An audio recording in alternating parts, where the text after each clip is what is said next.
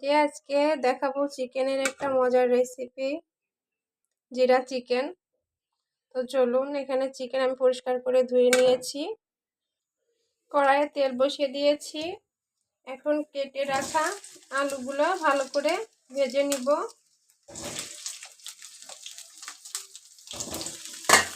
আর আলু ভেজে নিয়ে রান্না করলে কিন্তু খেতে বেশি ভালো লাগে। লবণ, হলুদ সব কিছু সুন্দর করে লাল লাল করে ভেজে নিব। সব আলুগুলো এভাবে লাল করে ভেজে নিয়েছি, এবার তুলে নিব। আলুগুলো তো তুলে নিয়েছি। তো প্রথমেই দিয়ে দিব রসুন বাটা, তারপরে দিব পেঁয়াজ বাটা, আদা বাটা,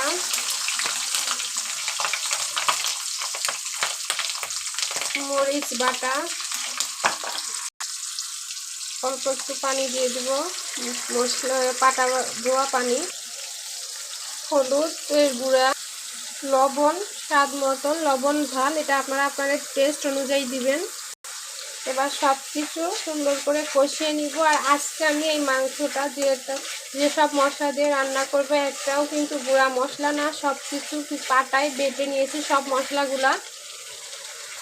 পেঁয়াজ রসুন আদা সব কিছু ভালো করে কষিয়ে নিয়েছি। এবার দিয়ে দিব এই যে জিরা, এখানে একসঙ্গে নিয়েছি জিরা বাটা, জিরা, কাঁচা জিরা, কাঁচা ধনিয়া আর রাঁধুনি, আর তার সঙ্গে নিয়েছি 4-5টা গোলমরিচ।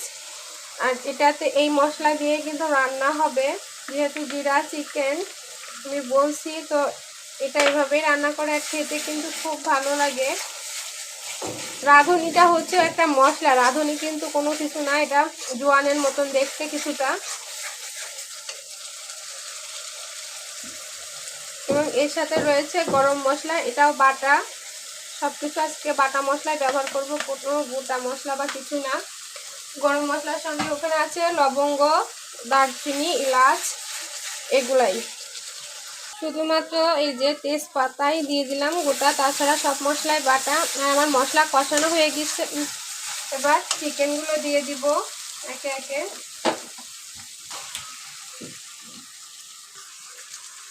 আর মাংসটা অনেক সুন্দর করে কষিয়ে নেবেন। কষানো যত ভালো হয় খাবারের টেস্টও কিন্তু তত বেশি বেড়ে যায়। আর তারপর হচ্ছে সব কিছু ফ্রেশ মশলায় রান্না করার চেষ্টা করবেন। আমি যত প্রকার মশলাই করি, এটা কিন্তু আমি নিজে বাসায় নিজেই বানাই, দোকান থেকে কোনো কিছু কিনি না, সব কিছু গোটা কিনে নিয়ে এসে নিজেই বাটাই।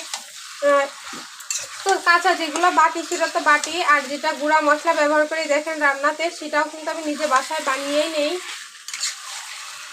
তো সুন্দর করে কষিয়ে নিব। চিকেনকে কিছু সময় কষিয়ে নিয়েছি, এবার আলু দিয়ে আরও কিছু সময় কষিয়ে নিব। আলুটা দেওয়ার কারণ হচ্ছে আগে থেকেই যে চিকেন তো নরম, এটা তাড়াতাড়ি সিদ্ধ হয়ে যাবে, কিন্তু আলুটা সিদ্ধ হতে দেরি হবে। একসঙ্গে কষিয়ে নিলে সব কিছু ভালোভাবে একসঙ্গেই সিদ্ধ হয়ে যাবে। আমার মাংস আর আলু কষিয়ে নিয়েছি সুন্দর করে। এবার হচ্ছে মশলা দেওয়া পানি দিয়ে দিলাম ধোয়া, আর পাটা ধোয়া পানি দিলে কিন্তু তরকারি খুব ভালো লাগে, যেটা মশলা বাটার পর যেটা পাটা ধুয়ে যে পানিটা থাকে ওইটাই। রান্না তো আমার প্রায় হয়ে গেল। তো এখানে আমি আরেকটু সেই জিরা আর হচ্ছে গরম মশলা বাটা দিয়ে 2-5 মিনিট মতো রাখবো, তাহলে সম্পূর্ণ হয়ে যাবে রান্না। সব কিছুর সঙ্গে মিশিয়ে দিব এভাবে।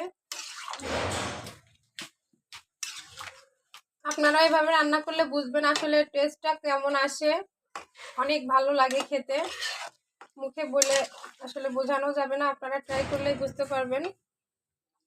তো রান্না কমপ্লিট, চুলা বন্ধ করে দিলাম। এই যে আমার জিরা চিকেন রেডি। তো আমার ভিডিওটি কেমন লাগছে অবশ্যই কমেন্টে জানাবেন। ভিডিওটি ভালো লাগলে লাইক কমেন্ট শেয়ার করে দিবেন। আর যারা আমার পেজটিকে এখনও ফলো দেননি, অবশ্যই পেজটিকে লাইক দিয়ে ফলো দিয়ে দিন। তো সবাই ভালো থাকেন, সুস্থ থাকেন, দেখা হবে নতুন আরেকটা ভিডিও নিয়ে। আল্লাহ হাফেজ।